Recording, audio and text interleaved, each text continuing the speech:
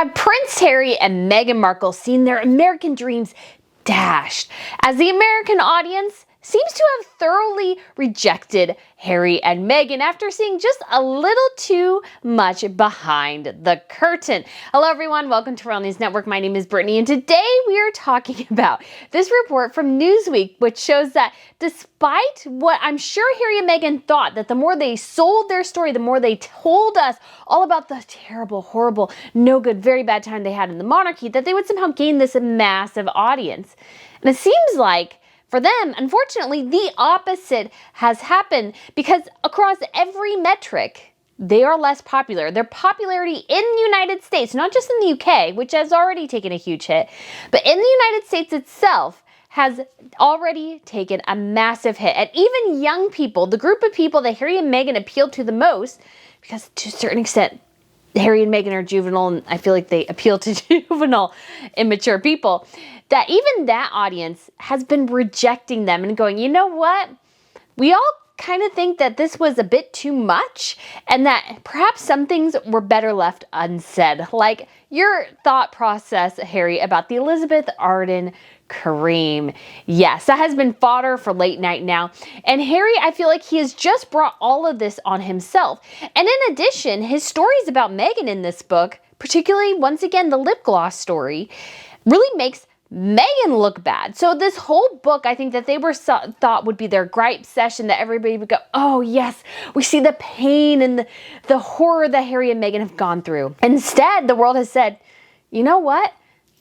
I'm not really team Harry and Meghan anymore. In fact, I like you guys less now, because the more you gripe, the more you whine, the less appealing you are. And I feel like this is maybe even the start of rejecting this victimhood culture that Harry and Meghan have glommed onto and told the world that, yes, we are victims of this horrible institution, when in fact, maybe they are the architects of their own demise. And now even the Americans are waking up to this reality. And I say, it's about time. But if you guys haven't been here to Royal News Network before, like I said, my name is Brittany, and on this channel I provide compelling royal commentary about the latest news and a little bit of gossip too.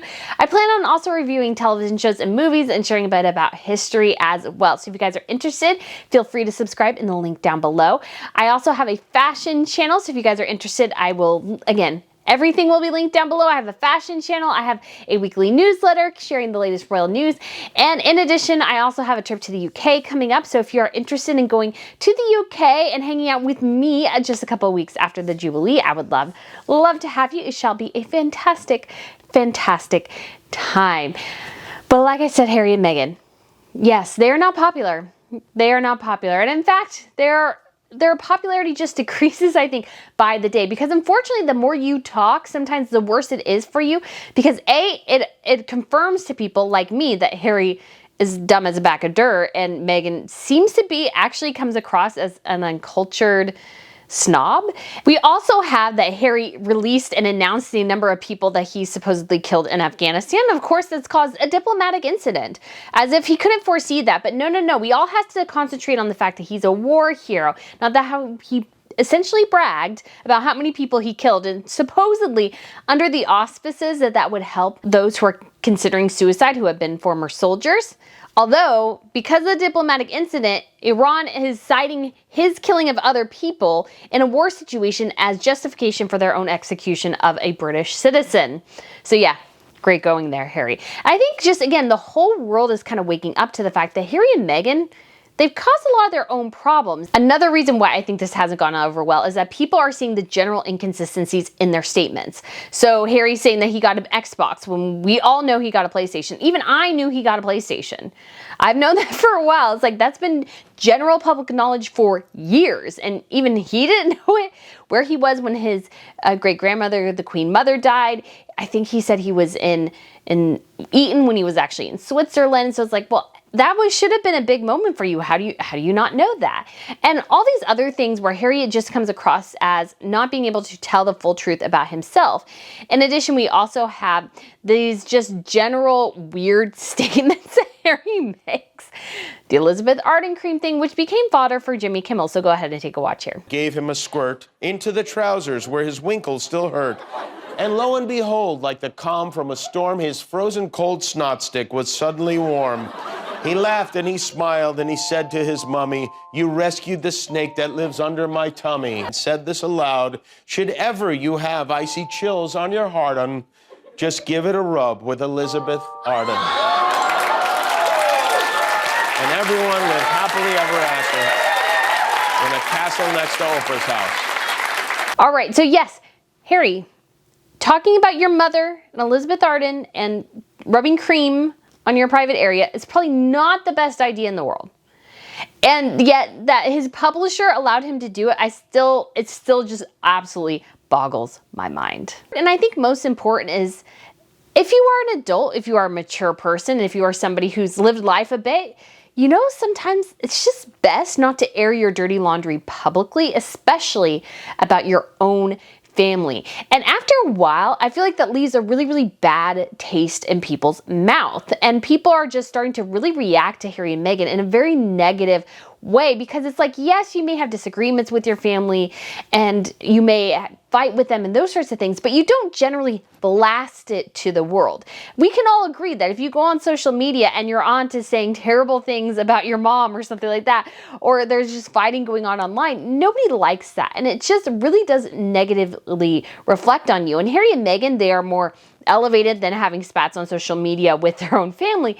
But this spat and the Windsor's dignified silence to them, I feel like has been a real death blow to Harry and Meghan's reputation. And so all of this together, you can see where the tide is starting to turn. People are like, you know what?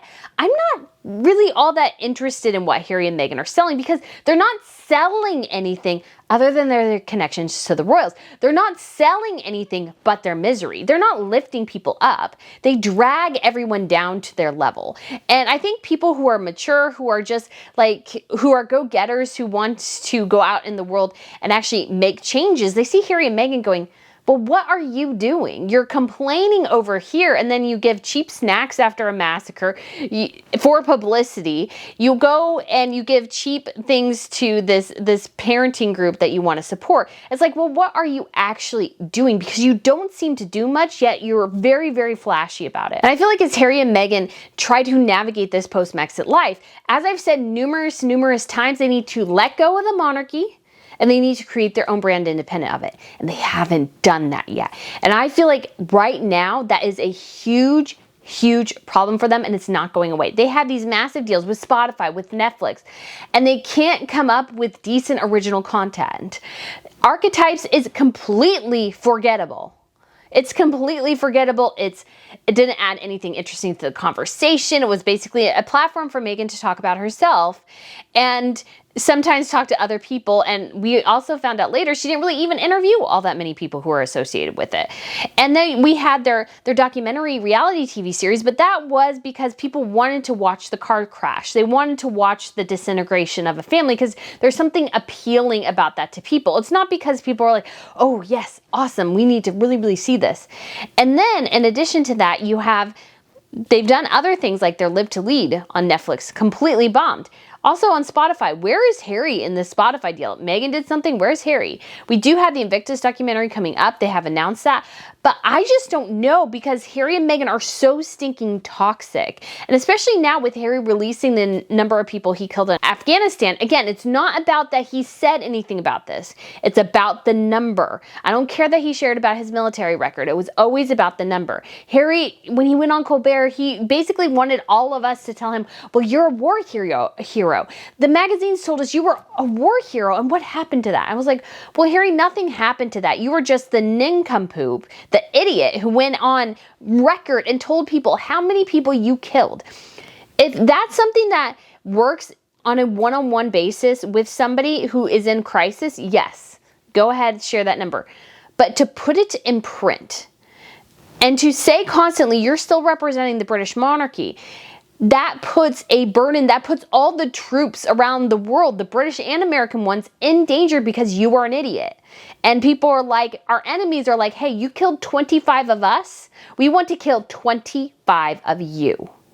And Harry has nobody else to blame for himself but that. And his publishers who, I guess, but they were preying upon his idiocy. Again, I feel like the only people who win here are the publishers. And when we get to this Newsweek piece, it just basically confirms all that we already know, is that Americans have read through this, have heard the excerpts, and they're like, yeah, we don't really like either of them all that much more, which is rather interesting because YouGov polls showed that while Harry's popularity had decreased once again, Meghan's had stayed the same, which surprised me a bit, but that Meghan, who has tied herself to Harry, is now also being dragged down by him. Well, no wonder she's been silent the last couple of weeks. She doesn't want to get caught up in the chaos that is her husband. But again, I also say, who's dumber here in this situation? Harry for writing the book that makes him look like an idiot, or Meghan allowing him to write a book that makes him look like an idiot and her look uncultured and a snob? Just going to say that. So let's get into this Newsweek piece and what this research showed. Okay, so it says that Prince Harry has dropped 45 points in the United States public opinion, while Meghan Markle has dropped 36 points in just more than a month. So yes, their popularity is plunging among their American audience, and this is really bad news for them, and I'll get to that at the end. So Newsweek, it sounds like they hired Redfield and Wilton and polled 2,000 eligible U.S. voters. Harry was liked by 31% and disliked by 38%. That gives him a net approval rating of -7. That's pretty bad. And the same company also did a poll on December 5th and put Harry at plus 38, so 38% likes, but he dropped 45 points in just more than a month. So yeah, he was plus 45. So yeah, he's dropped significantly. So that means at that point that he was liked by 38% more than he was disliked. And now that's completely reversed. Meghan was viewed favorably by just 26% of Americans and unfavorably by 39%. So her approval rating is worse than his. Hers is -13. This compares to plus 23 on December 5th. So she's dropped by 36 points. And then almost half of Americans, 44%, said Harry was wrong to include the details of his private family conversations in his book, while 26% said it was right to do so. So this is a massive, massive, massive problem for Harry and Meghan. Because what have Harry and Meghan been trying to do for the last 3 years?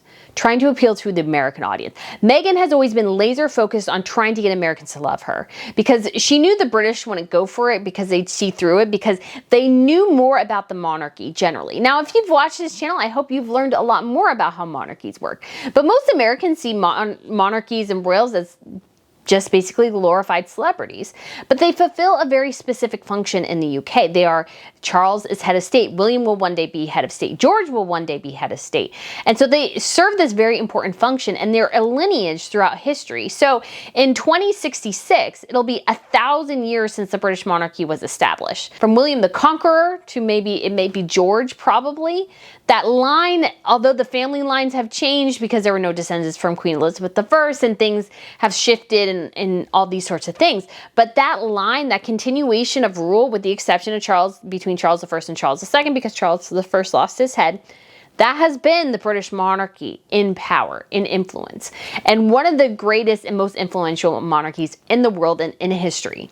And so that is something that is massive and huge. And Americans just generally don't get that. They just see them as, oh, they're wearing pretty dresses and pretty outfits. And I understand that because I was there too. But the more you learn and the more appreciation you have for history and the traditions and the heritage and what they do beyond just being a pretty face or photogenic or whatever, you see the depth of what they accomplish and how they represent their country and their people. And Meghan didn't care about that. Meghan wanted fame, fortune, no matter how she could get it. So she managed to glom onto Harry. Fabulous, fantastic. That's perfect for her.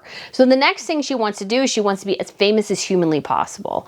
And she knows that to a certain extent her time in the UK will run out because, whoops, one lesson Meghan Markle did not take, and maybe I should do a whole video, how to marry into a royal family, is that you're marrying at the time, she knew at the time he was going to be the 6th in line to the throne. The 6th. And so he was always going to be second fiddle. He was always going to be second fiddle. And that's also what I knew about Meghan from the jump, I always thought was going to be a huge problem, is that Meghan did not understand that she was going to be second fiddle, because as soon as it came out that they were dating, you could look through her Instagram and see that she had been trying to get the public interested in her and make the connection between her and Harry for months before the story dropped. And so I knew she was somebody who wanted attention. We all remember those spooning bananas. That's very attention seeking. And then she put her dog in a Union Jack sweater and you're wondering, oh, is that Harry? Is that Harry in town? That publicity generation that she did as a C-list actress or a D-list actress, because that's what she was, and that is her background, that just does not jibe with the British monarchy, whereas you are always going to be lower on the pecking order, bar none. There's never going to be, unless something catastrophic happens, and prayerfully that never will, you will always be second, third, fourth, fifth fiddle, whatever. You will never be as important as your sister-in-law. You will never be as important as stepmother-in-law and grandmother-in-law. Bar none, never happens. That's a monarchy. That's a monarchy. That's how they work. They're all hierarchies. If the hierarchy isn't there, it can't function. There's a couple exceptions. The Middle Eastern families are a bit more, they don't do the hierarchy thing quite as much. So for example, I want to say his name was Mohammed.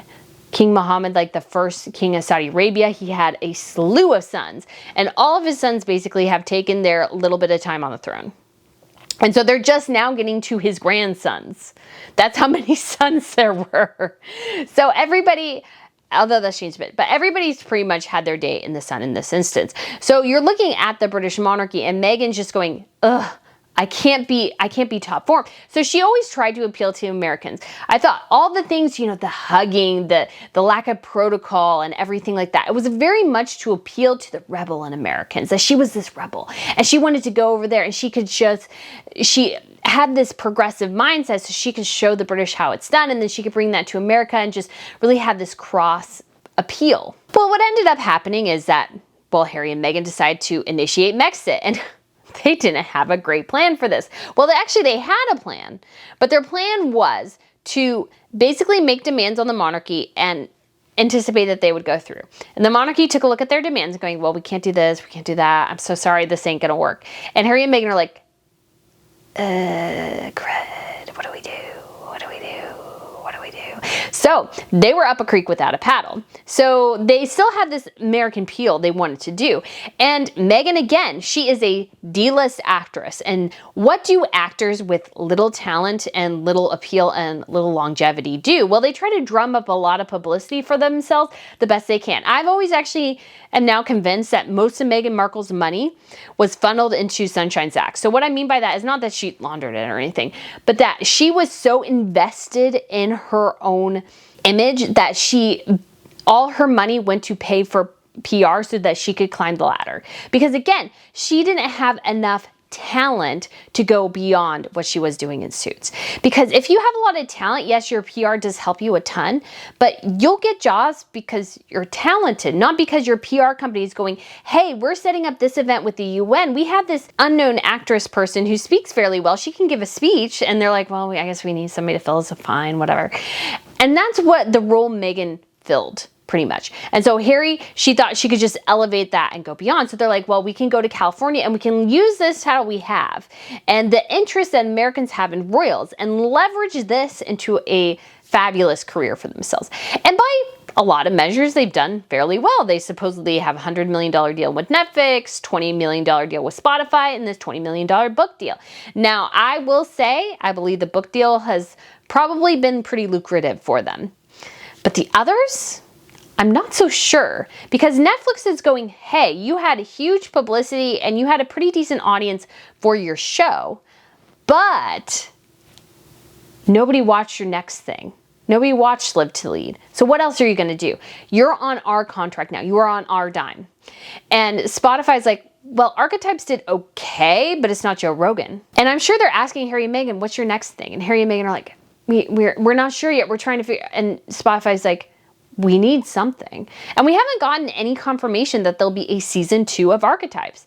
And if it's canceled, I wouldn't be surprised. I just don't find it interesting. And I wonder if Spotify is waiting to see, hey, does this show have longevity? Because it should be evergreen content. But they even admitted themselves when it comes to ratings, Joe Rogan blows everything out of the water.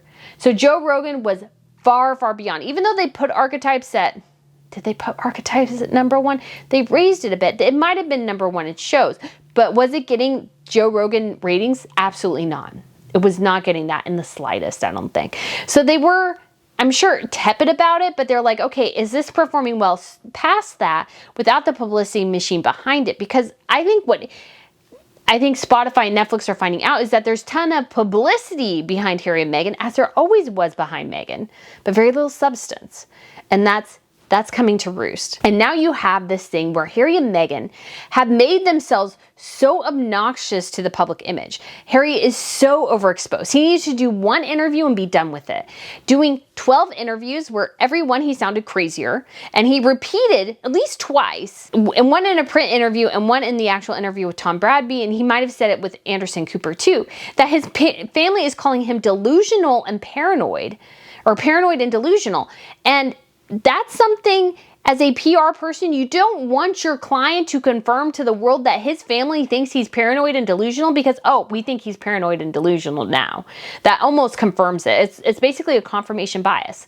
So Harry and Meghan are living in this world now where they are basically at the mercy of the public, and they thought that America would be their ticket. They thought America would embrace them, and because they're so progressive and they're so interesting and they're royals, and yet they're also down home and everything like that.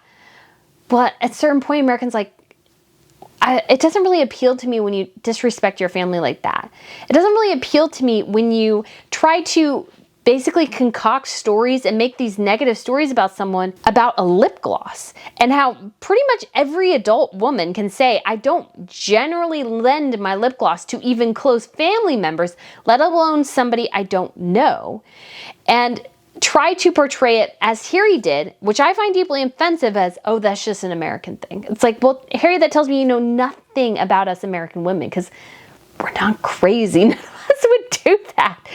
I mean, I know some people would, but I mean, it would be twisting my arm to actually get me to do that for even my mother or sister. Totally honest. Probably not going to do it. So I think Harry and Meghan, they overplayed their hand. They thought because they had these titles that they could do no wrong, that people wanted to hear their story. It's like, well, they did. And although I think there's a lot of shenanigans going on to a certain extent, a lot of inflation going on in terms of how well Harry's books sold, because I think to a certain extent they had a lot of deals going on, a lot of free audiobooks, a lot of free digital books. So I think that inflated the number somewhat. But people were buying it not necessarily because they were that invested in Harry and Meghan, that invested in their stories, that they want Harry and Meghan to succeed broadly. No, people bought it for the car crash. They bought it for the horror. They bought it because they wanted to see the wreck, the devastation. And I don't think Harry understood that, and I don't know if Meghan understood that either, is that you guys are the sideshow. People watch you in horror, not watch you because they're like, oh, Harry and Meghan are the best. Now, there are those out there. But I really think when it comes to standing the test of time, the monarchy is going to destroy Harry and Meghan. The monarchy has always had all the power in this situation. And Harry and Meghan, they just don't. And I don't think they understood that. And I feel like because they thought, well, we have all this goodwill and there's so much interest and we have this high profile, but high profile doesn't necessarily mean that people like you. In fact, sometimes the more high profile you are, the bigger the downfall, especially when you're acting as if you guys are the saviors of humanity. Every single interview, Harry's coming to fix the monarchy. He has the truth. He's going to fix it. It's all going to be better because Harry is here. And everybody's like, well, they're doing fine without you. They're doing perfectly well without Prince Harry and Meghan Markle in the picture. They'll probably do just fine in the future as well. So again, once again, Harry and Meghan really overplayed themselves. And they only have themselves to blame. And that's why I feel like Harry and Meghan's popularity tanking among Americans, is that a surprise? Absolutely not. The higher you rise, sometimes the longer you fall. And I feel like Harry and Meghan, they hit the precipice in December. But the more they talk, the less people like them. And if they don't take a couple steps back and start to reevaluate what they're doing and create new, original, engaging content that has nothing to do with the monarchy, drop everything to do with the monarchy. Do your own thing. Do your own thing. Then I would have a modicum of respect for you. Even the learn to lead thing, they took that from the Mandela Foundation. It was already done before they even took it. And actually, ironically, just before I filmed this, the New Zealand Prime Minister that was interviewed for that just dramatically resigned. So, just one more thing to add here real quickly. It's also interesting to consider that although Harry has railed against the British media that has been his target so much of the time is the dreaded UK media. You know who's also starting to make fun of him? Who's also starting to catch up on the inconsistencies? It's the American media as well. So maybe Harry, maybe, just maybe, the problem was never the British media. Maybe the problem was you. And maybe the problem was your wife, as everybody has been telling you since day one. So guys, let me know what you think of this video. Thank you so much for watching, and I look forward to seeing you again soon. Bye. And just a quick treat for you guys who made it all the way to the end. Miss Pippa is officially sans cast now. She is getting better at using her paw, and she still treats it very gingerly, but she is getting much better. And so she appreciates all your guys' thoughts and prayers. It means a lot to her. So yeah, baby girl. Do you want to see the audience? Oh, they're right here. They're right here. They're right there. Do you see them? Do you see them? Oh my goodness.